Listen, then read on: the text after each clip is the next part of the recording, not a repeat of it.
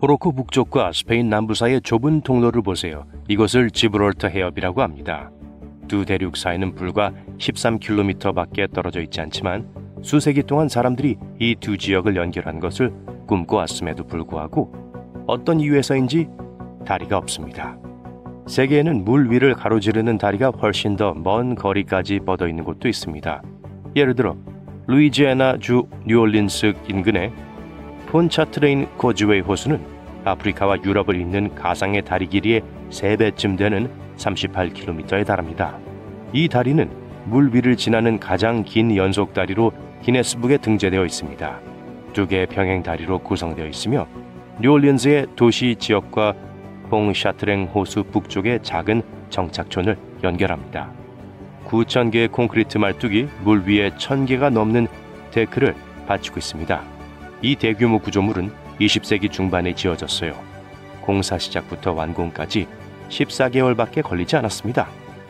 미국 엔지니어들은 다리 바닥에 콘크리트 파일을 부착하는 독특한 기술을 개발했습니다. 그리고 이 다리는 여전히 튼튼해요. 그렇다면 아프리카와 유럽을 연결하기 위해 더 짧은 다리를 건설하는데 어떤 문제가 있었을까요? 먼저 두 대륙을 연결할 수 있는 13km의 다리의 가치와 모두가 이 다리에 대해 이야기하는 이유를 알아봅시다. 사실 그러한 다리의 가치는 엄청날 거예요. 다이아몬드, 석유, 광물, 아프리카는 귀중한 자원으로 가득합니다. 그리고 유럽은 이러한 것들을 기꺼이 구매합니다. 이 이론적인 다리를 통해 사람들은 무역을 위해 물건을 빠르고 편안하게 운송할 수 있습니다. 하지만 현재 아프리카와 유럽 간의 물품 교환은 비행기와 화물선을 통해서만 가능하고 비행기는 엄청난 연료비 때문에 매우 비쌉니다. 또한 악천후로 인해 항공여행이 지연되는 경우가 많습니다. 공항에서 목적지까지 통관 절차 및 교통편이 오래 걸려요.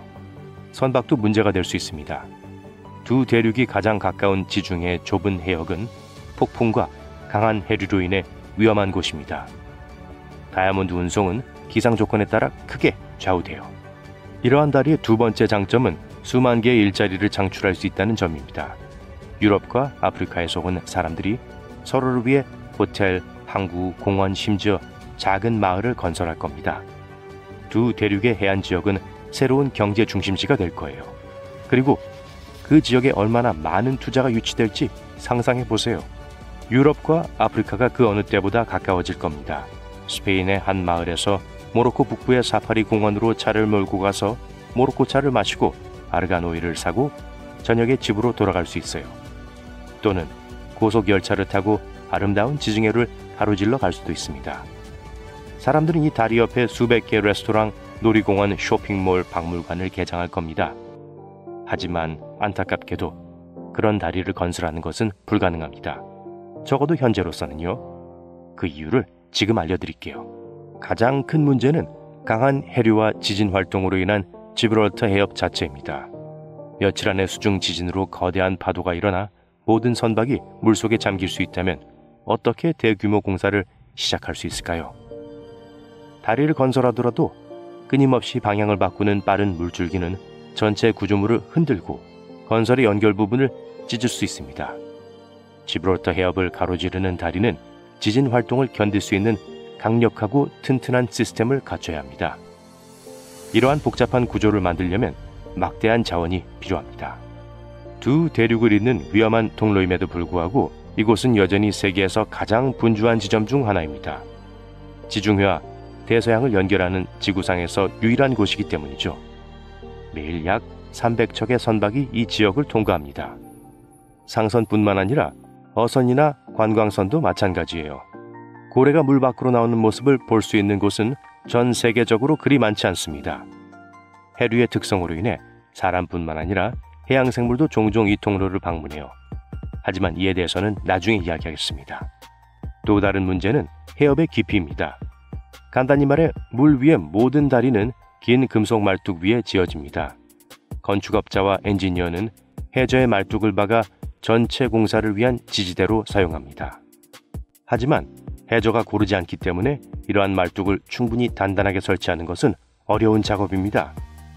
해저는 독특한 지질학적 지형과 불규칙성, 다양한 밀도의 암석으로 이루어져 있습니다.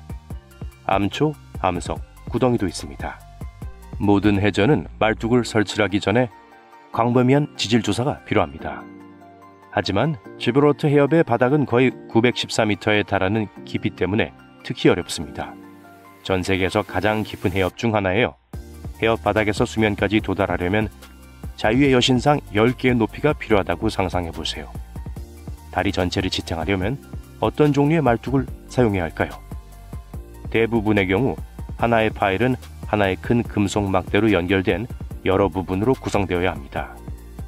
그리고 지진 활동도 잊지 마세요. 완벽하게 튼튼한 말뚝을 설치했는데 다음날 지진이 발생해서 전체 구조물이 파괴되었다면 어떨까요? 그리고 강한 해류가 지중해 전역의 시설들을 이리저리 옮기고 있겠죠.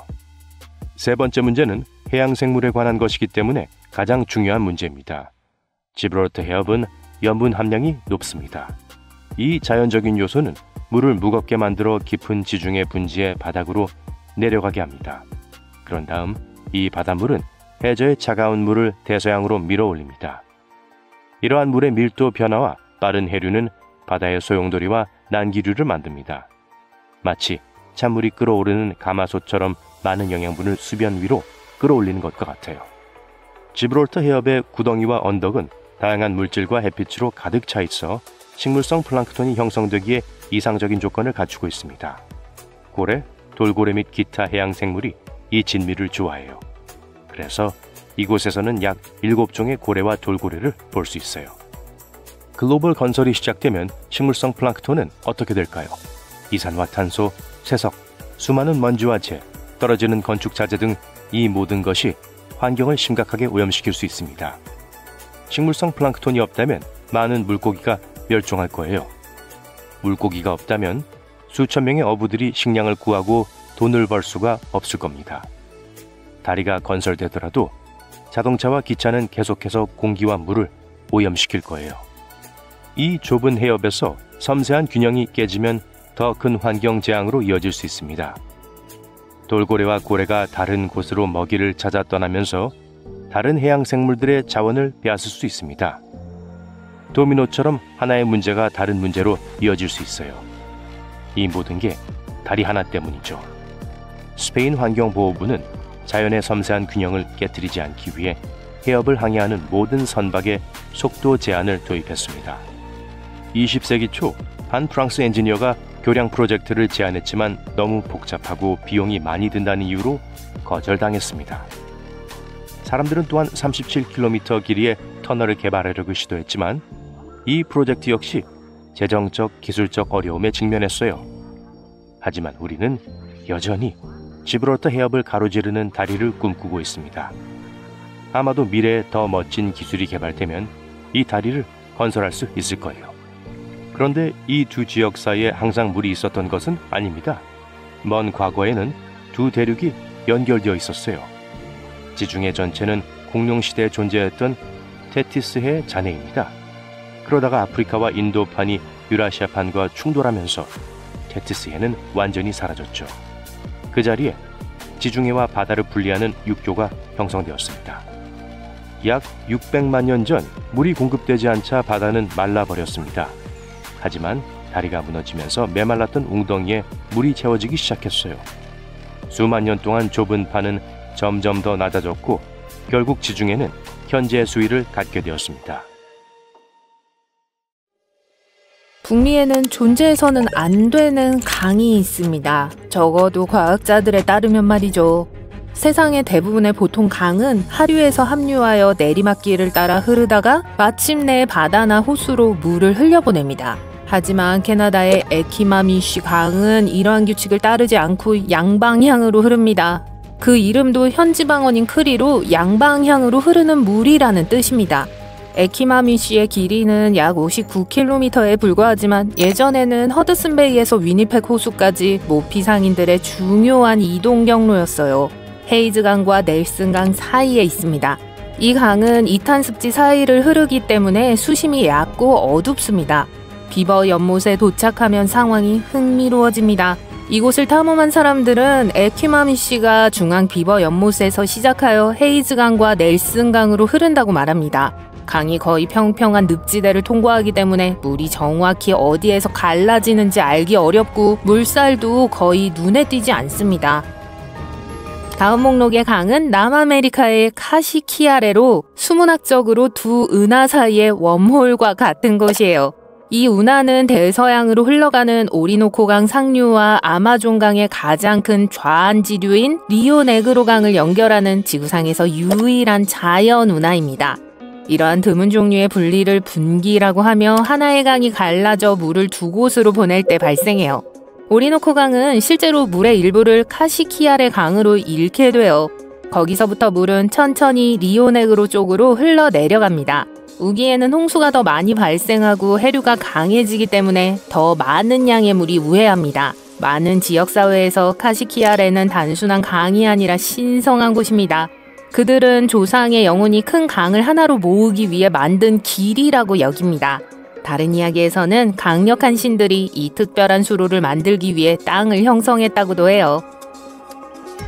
수리남의 와얌보강은 기분에 따라 동쪽이나 서쪽으로 흘러갈 수 있어요. 농담이지만 강우량과 인간의 활동 탓으로 돌릴 수도 있겠죠. 사람들은 강을 돌리기 위해 자물쇠를 설치합니다. 예를 들어 쌀 농부들이 충분한 물을 얻을 수 있도록 수문을 하나 설치했어요. 강에는 적어도 3개의 분기점이 있어요. 와이암보강을 통제하고 오염물질이 강을 따라 어디로 퍼질지 예측하는 것은 까다로운 일이에요. 금광과 석유 생산 현장과도 가까워서 정말 큰 문제예요.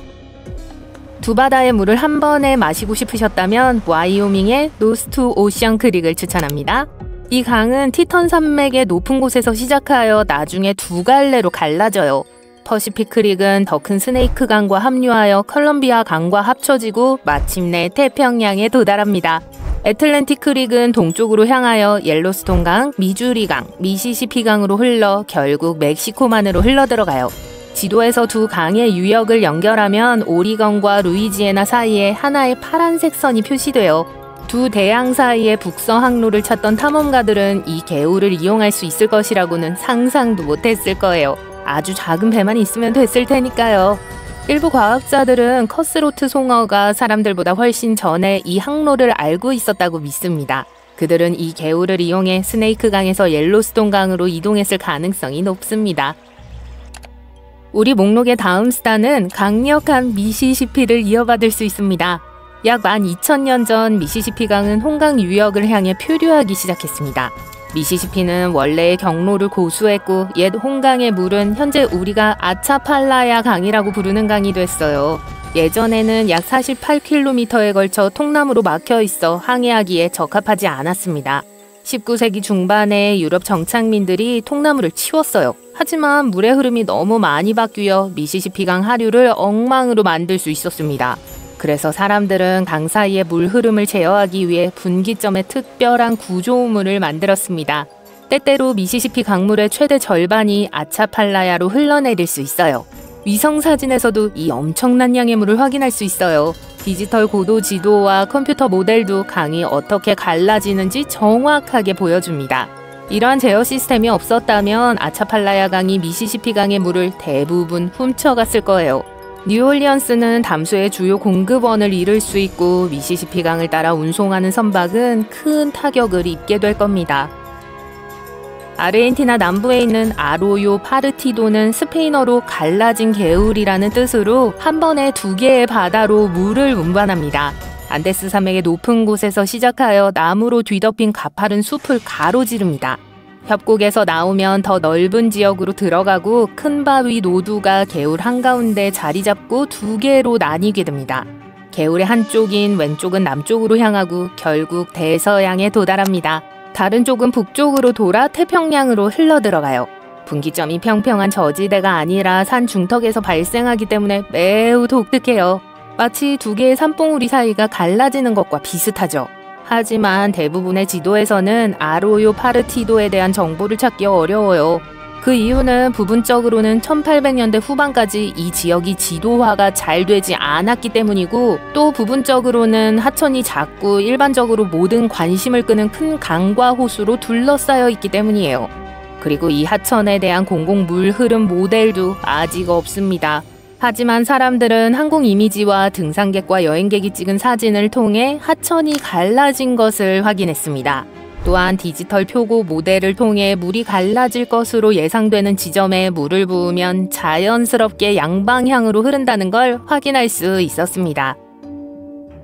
디바이드 크릭은 캐나다 브리티시 컬럼비아와 엘버타의 경계에 위치해 있어요. 이 개울은 산을 따라 흐르다가 키킹 호스 패스라고 불리는 안장 모양의 지역에 이르러 두 갈래로 나뉩니다. 대륙 분할선 바로 서쪽에 위치한 서밋 호수 때문에 이런 일이 벌어져요. 오래전에는 서밋 호수가 훨씬 더 커서 고개 전체를 가로질러 뻗어 있었을 것이고 아마도 그때가 개울이 갈라지는 원인이 됐을 거예요. 하지만 시간이 지나면서 호수는 점점 작아졌고 지금은 서쪽에만 존재해요. 고갯길의 가장 높은 지점에는 늪지 습지가 남았습니다. 아로요 파르티도와 마찬가지로 디바이드 크릭도 오래된 지도에는 많이 나타나지 않았어요. 규모가 작고 이 지역은 울창한 숲으로 덮여 있어 항공사진에서도 개울이 갈라지는 모습을 명확하게 보여주지는 못합니다. 오늘날 우리가 가진 가장 좋은 증거는 요호 국립공원에 있는 분기점을 설명하는 표지판이에요. 이 표지판은 하이킹 트레일을 따라 설치되어 있으며 모험을 즐기고 싶다면 디바이드 크릭이 갈라지는 지점으로 바로 이어지는 짧은 샛길로 갈 수 있어요. 이제 기분 전환을 위해 호수는 어떨까요? 울라스톤 호수는 캐나다 서스캐처원의 북동쪽 구석에 자리 잡고 있어요. 이 호수의 가장 멋진 점은 두 갈래로 갈라진다는 점이에요. 북쪽 끝에서 약 90%는 코크란강으로 흘러 북동쪽으로 향하고 약 10%는 퐁듀락강으로 흘러 북서쪽으로 향합니다. 북극해 또는 허드스만 중 어느 쪽을 향해 흘러가는지는 긴 반도의 어느 쪽에 있는지에 따라 달라집니다. 지도와 모델에 따르면 반도의 양쪽 사이에는 여전히 물이 흐르고 있을 수 있어요. 따라서 엄밀히 말하면 완벽한 분기점은 아니지만 여전히 가장 매혹적인 자연지형 중 하나입니다. 반도 자체는 서서히 침식되어 있으며 결국에는 사라질 수도 있습니다. 하지만 지질학자들은 호수의 Y자형 구조 때문에 무슨 일이 있어도 물이 두 강으로 계속 갈라질 것이라고 말해요. 유럽 탐험가들이 오기 훨씬 전부터 지역 주민들은 이미 울라스톤 호수가 얼마나 특별한지 알고 있었어요. 그들은 이 호수를 정령이라는 뜻의 마니토 호수라고 불렀죠. 그들은 이 호수가 두 개의 주요 유역의 꼭대기에 위치한 드문 위치 때문에 초자연적인 힘이 있다고 믿었습니다. 어떤 실수는 역사의 흐름을 바꿀 수 있는 힘을 가지고 있습니다. 그런 이야기 중 하나는 타이타닉의 악명 높은 침몰을 막을 수 있었던 낡고 지루한 열쇠와 관련이 있습니다. 이 열쇠는 쌍안경이 들어있던 망대 사물함에 있던 것으로 망원경으로 빙산을 더 빨리 발견할 수 있었을지도 모릅니다. 더 있습니다. 배가 출항할 때 열쇠는 배에 없었어요. 2등 항해사가 마지막 순간에 배에서 내릴 때 열쇠를 가져갔어요. 사연인 즉슨 장교가 하선을 서두르느라 후임자에게 열쇠를 넘겨주는 걸 잊어버렸다는 겁니다. 망원경이 절실히 필요했던 보초병들은 운이 나빴던 거예요. 프레드 플릿이라는 이름의 초병 중 한 명은 쌍안경이 있었다면 빙산을 제때 발견해 피할 수 있을 것이라고 증언하기도 했습니다. 얼마나 더 빨리 발견했을 것 같냐는 질문에 플릿은 충분히 피할 수 있었을 것이라고 대답했습니다. 2015년에 일부 경매업자들이 블레어의 열쇠를 손에 넣고 타이타닉의 가장 중요한 유물 중 하나로 제시했습니다. 그들은 이 열쇠가 배를 구할 수 있었다고 믿었죠. 블레어는 그 열쇠를 기념품으로 간직하고 딸 낸시에게 물려주었습니다. 한때 이 열쇠는 8만 달러가 넘는 가격표를 달고 경매에 올라왔습니다. 블레어 자신도 꽤나 영웅이었던 것 같아요. 타이타닉 참사 1년 후 그는 여객선 마제스티코에 타고 있다가 배 밖으로 추락한 승무원을 구한 공로로 용맹 메달을 받았습니다. 그는 열쇠를 잊어버렸을지 모르지만 중요한 순간에 영웅이 되는 걸 잊지 않았죠. 다음 이야기는 재밌으면서도 비극적인 이야기예요. 나사의 1억 2,500만 달러짜리 화성기후 궤도선의 손실에 관한 이야기예요. 우주선 엔지니어들은 우주선이 발사되기 전에 영어에서 미터법 측정값으로 변환하는 데 실패했고 그 결과 우주선을 잃어버렸습니다. 제트 추진 연구소의 내비게이션 팀은 밀리미터와 미터의 미터법을 사용했지만 덴버의 로키드 마틴 우주항공 연구소는 인치, 피트, 파운드의 영국식 미터법을 사용했습니다. JPL 엔지니어들은 파운드 초 단위로 측정한 가속도 수치를 뉴턴 초라는 힘의 미터법 단위로 착각했습니다. 더 심각한 것은 우주선이 화성까지 7억 4,200만 킬로미터를 비행하는 데 걸린 9개월 동안 JPL의 품질 관리 절차 중 어느 누구도 이 오류를 발견하지 못했다는 사실입니다. 번역에서 길을 잃기에는 너무 긴 시간이 아닐까요? 오산으로 인해 우주선은 궤도를 너무 멀리 벗어나 화성 대기권으로 너무 깊숙이 날아갔고 화성 주위의 초기 궤도에 진입했을 때 파괴되었습니다. 이처럼 단순한 수학 오류로 우주선을 잃는다는 것은 부끄러운 일입니다. 그리고 영어와 미터법의 혼동으로 인해 이렇게 큰 손실을 입은 다른 사례는 생각하기 어렵습니다. 신대륙을 발견하게 된 수학적 실수에 대해 들어본 적이 있나요? 스포일러 나갑니다. 크리스토퍼 콜럼버스라는 인물과 엄청나게 큰 지구본이 관련된 이야기예요. 1492년 콜럼버스는 아시아로 향하는 새로운 무역로를 찾기 위해 스페인에서 출항했습니다. 그는 일본으로부터 4,828km도 채 떨어지지 않았고 조금만 더 항해하면 맛있는 향신료가 가득한 인도에 도착할 수 있을 것이라고 확신했습니다. 유일한 문제는 콜럼버스의 계산이 조금 빗나갔다는 것이었습니다. 사실 아주 많이요. 지구의 크기를 잘못 추정해서 지구가 실제보다 훨씬 작다고 믿게 된 것이죠. 여러분이 무슨 생각하시는지 알아요. 콜럼버스는 세상의 끝에서 떨어질까봐 두려워하지 않았나요? 일반적인 통념과는 달리 콜럼버스와 그의 선원들은 2000년 전 고대 그리스인들이 그랬던 것처럼 지구가 하나의 지구라는 것을 알고 있었습니다. 그들은 가장자리에서 떨어질까봐 걱정하기보다는 횡단하려는 바다의 크기를 걱정했습니다. 설상가상으로 콜럼버스는 스페인과 아시아 사이에 미지의 땅이 존재한다는 사실을 전혀 몰랐습니다.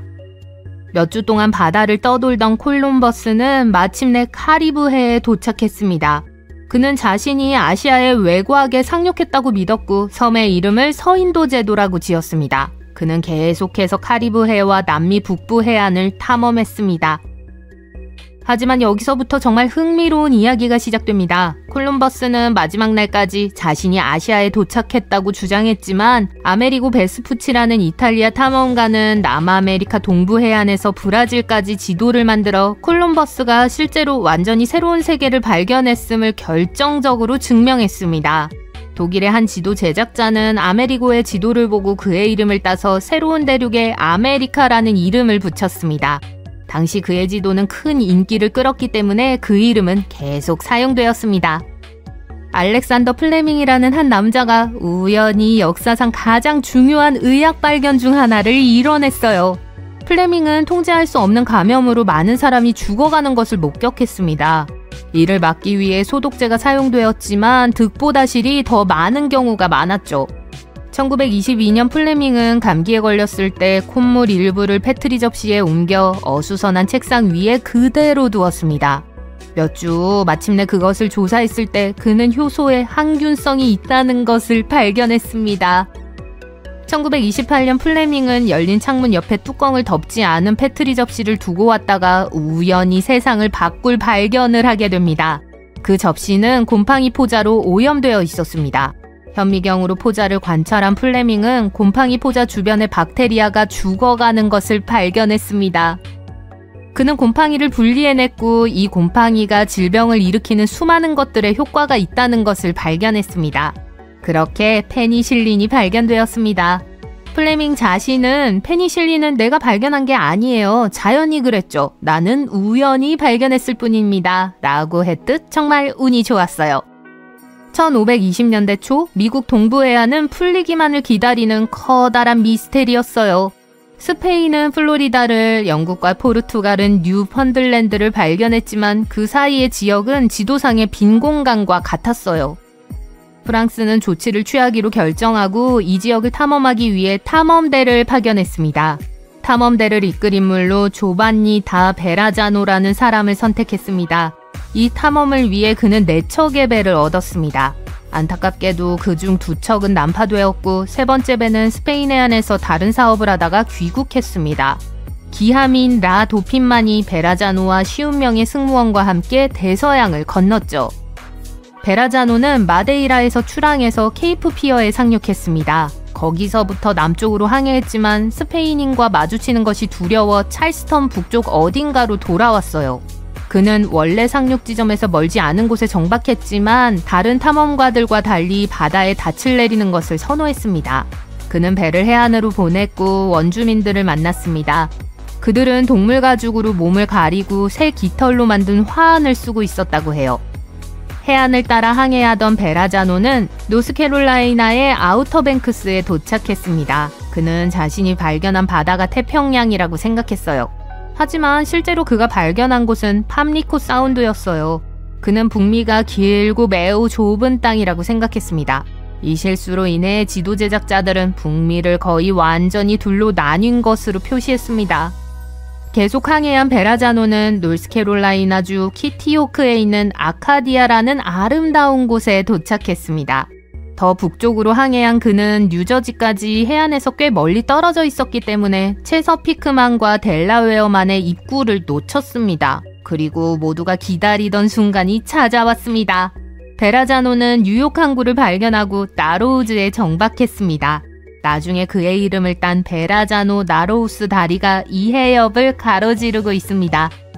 베라자노의 바다가 지도에 등장한 후 이 지도는 널리 받아들여졌고 미래의 수많은 탐험가들에게 영향을 미쳤습니다. 예를 들어 헨리 허드슨은 대륙의 중위도에서 태평양으로 가는 통로를 찾았습니다. 하지만 알고 보니 그 영국인은 버지니아 근처 어디에서도 태평양을 발견하지 못했고 지도 제작의 신화는 결국 사라졌습니다. 잘못된 믿음이 역사에 어떤 영향을 미칠 수 있는지 생각해보면 재밌죠.